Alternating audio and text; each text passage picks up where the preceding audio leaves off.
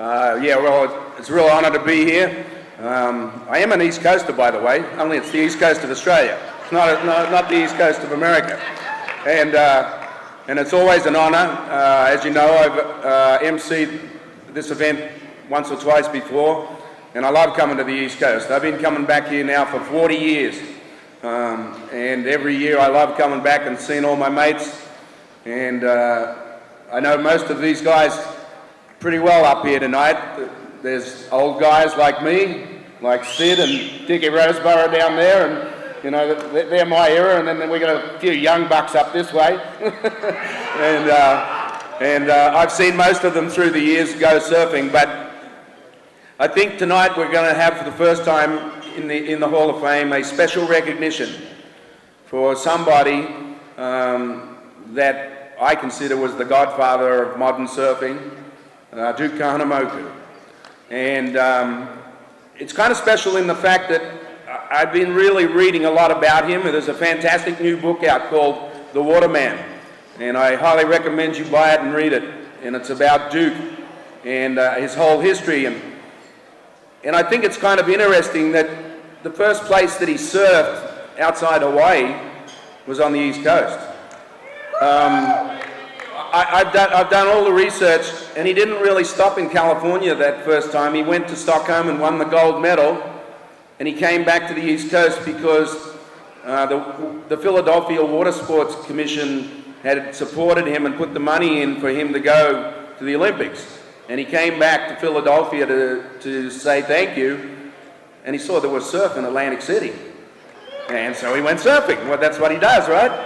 And then he went up to Rockaway Beach and couple of other spots, and you know, then he started going everywhere. California, he came to Australia in 1914, showed us how to surf, and then of course he went to Hollywood, went in many more Olympics, came to Sheriff Honolulu, and then in 1965 Kimo McVeigh, who was a promoter, opened a restaurant in Honolulu, Duke Kahanamoku's. I'm sure Greg Noll had a few beers there. And they started the Duke Classic at Sunset Beach.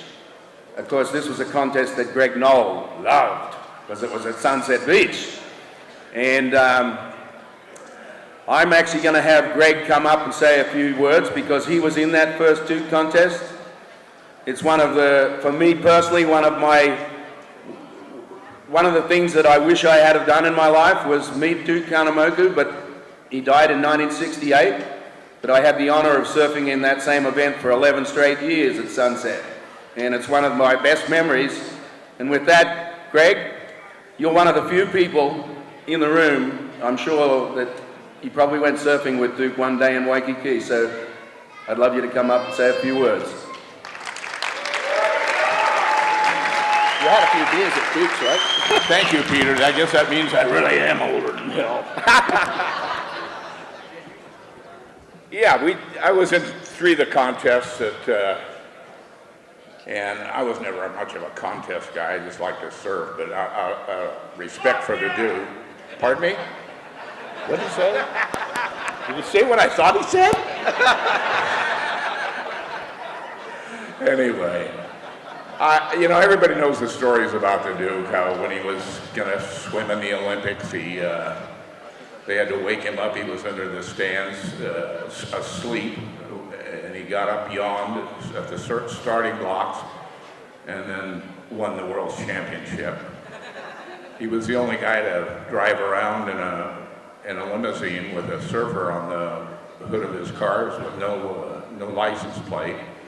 They really loved him in the islands. But when I was 15, I first came to the islands, myself and 3 other guys.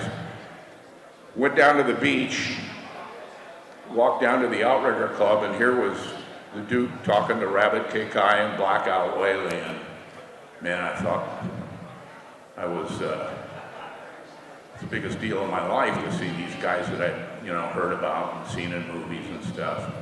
Then later on, I made the boards for the team and really got to spend some time with him. And from my observations, the Duke was a typical Hawaiian. He was kicked back. He just really had enough of all the bullshit and the, people tearing at him, wanting something, and all the hype and everything. He just wanted to kind of be left alone and hang around the beach with his friends. He liked to turn over rocks and get rock crab. And he was just a nice guy, He was a typical kickback Hawaiian, and he liked what we were doing, and we had to take pictures. He liked, Freddie Hemmings and Butchie, and Bruce Luzzi was on the team too, one of your East Coast guys. And anyway, I made the boards for him, and so we got to know him a little bit. We shot some pictures, and one of my proudest possessions is a watch. It says from the Duke to Greg. So, this guy can probably tell you more than I can about him. I just, he's done the history and everything. I just know him more from the Hawaiian side, that he was a really nice guy and he wanted to be left alone and be with his friends, So. Thank you. What'd that guy say? It sounded like that, but we gotta keep it clean, right? This will be the Duke's special recognition, and we will get it to the Duke Foundation in Honolulu, and I'm sure it'll be proudly displayed. With that, I bring Anna back for the inductions.